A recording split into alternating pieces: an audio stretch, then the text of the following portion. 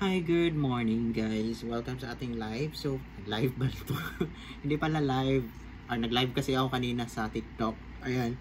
So, good morning guys. So, today is December 1st of 2025. So, it's basically 1 month now before the end of 2025. And I just can't really imagine na, oh my gosh, in the next year, madagdagdagan naman yung aking taon dito sa mundo. And yeah.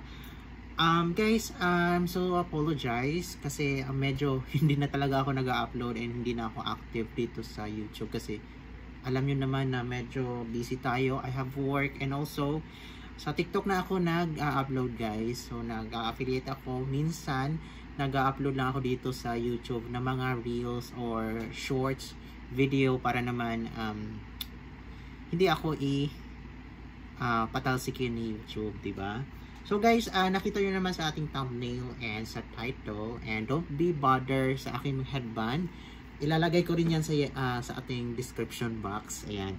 So guys, na-miss ko kayong lahat and na-miss ko yung mga ganitong setup na sasalita or magchichikahan sa inyo. Ayan guys. So nakita nyo sa thumbnail and ating sa title kung ano yung mga i-request ko. Kung alam nyo lang, char. So guys, kaka-end ko lang na aking live selling. Char. Eto guys, etong video natin is ang purpose ito is to repost or magre-recommend sa inyo ng mga products na which is ginagamit ko talaga siya and it really helped me and effective for me to glow my skin. Ayan, 'di ba? Kahit naman na night shift ako and kulang-kulang sa tulog ko. And hindi ako ngayon naniniwala na ako it's all about skincare lang talaga.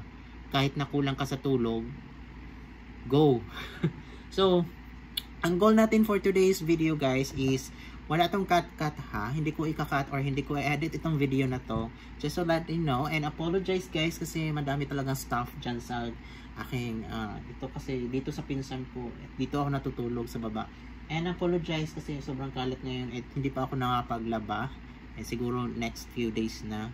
So guys, for today's video, ang ating goal is today is to magre-recommend sa inyo kung mga produkto na ginagamit ko sa aking face, sa aking mukha recently and of course presently. And guys, first and foremost, I highly recommend, hindi natin pagtagalin pa kasi almost 2 minutes or mag-running 3 minutes na ating introduction. First guys, I recommend toner which is from the Derma Republic Toner 7% glycolic acid na may AHE. So guys, etong toner, eto kasing toner is hindi talaga ako nagtutoner. Before, last toner ko is no rejuvenating. Nung nag-rejuve ako pero sabi ko parang ang pangit ng toner kasi para mahapde, di ba? So guys, don't you worry kasi ang applied nito guys is only 3 beses lang sa isang linggo. Yes po. Derma Republic recommends 3 times per week ang applied nito. It depends on your skin types. Some peoples tend to use every day pero not recommended siya. Pwede din naman at least 4 times a week pero ang pinaka-recommend talaga is 3 times per week lang siya. Best mag-toner for me is after ang ano nito guys, MWF, or best for me is after maligo bago ka matulog sa gabi. Okay? So after toner guys, what should be the next? Okay. So ito guys, the serum from Derma Republic as well. So serum, ayan guys. So meron ako ngayon is itong 15% and the 10%. Although meron siyang 5% nito pero ang ginagamit ko na ngayon is itong higher percentage. And maniwala kayo sa hindi, itong serum na to is it really helps my skin, dark spots and pag-dry ng aking mga pimples. Yes. Etong serum guys, ang first use ko talaga is 5% noon kasi natatakot ako. I've been the first time using serum And also sa Dermo Republic pa. 5% guys, nung una kong use, sabi ko, parang medyo effective sa akin. So why not try the higher dosage? Or should we say the higher percentage, which is the 10%. So nag-upgrade ako, nakaubos ako ng 3 bottles sa 5% ng serum. So parang feeling ko, nag-effect talaga sa akin. Pero yung effect niya is medyo matagal sa akin ha. Kasi 5% lang. So sabi ko, I want more. Yung parang medyo, i-ano ko siya, yung i-upgrade ko yung sarili ko to better version of myself. Wow! Tapos, meron palang nilabas si Dermo Republic na which is 10% na without me knowing na meron pala. So, sabi nila, the more the percentage daw, the more the effectiveness ng isang produkto. So, I applied 10% and nag-purchase ako ng 10%. Naka-2 bote din ata ako nito. And of course, pang 3 to, itong 10% niacinamide plus hyaluronic acid. And guys, maniwala ko sa hindi, ang effectiveness niya is times 2 sa 5%. Yes. Bakit? Kasi the more the percentage is, the more na mas mabilis yung effect. And going back sa serum, eto na.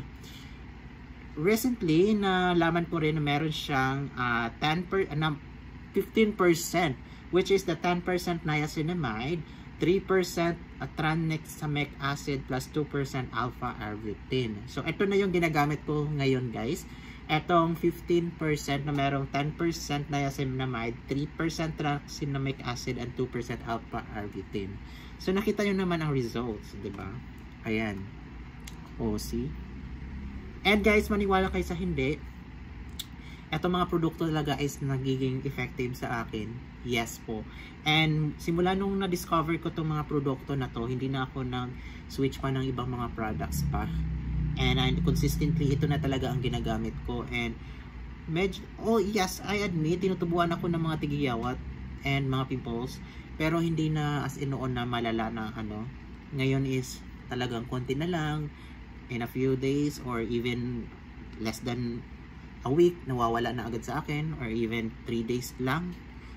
Hindi na siya tumutubo. So, it really helps talaga sa akin itong mga produkto. It really helps my confidence or to build my confidence itong mga produkto na to.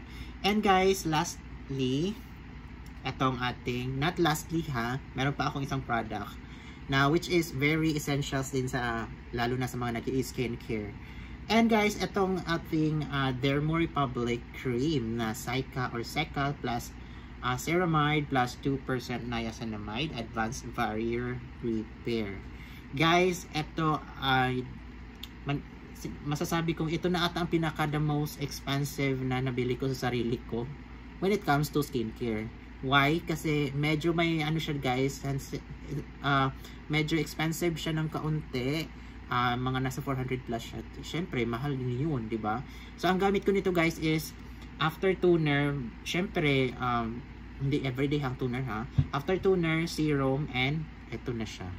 Ito guys, itong mga serum and ito, pwede mo siyang i-partner everyday. Pero itong serum, hindi siya everyday ha. Ay, hindi. Itong toner, hindi siya everyday. Itong serum lang at saka cream, pwede siya mag-everyday. Ayan. So, ito guys is, tinitipid ko talaga siyang gamitin. Meron ako nito, nakaubos na ako ng 3. Ito pang-4 na to. And, masasabi kong talagang effective. Ang gamit ko nito guys is 3 months. Yes po, matagal na.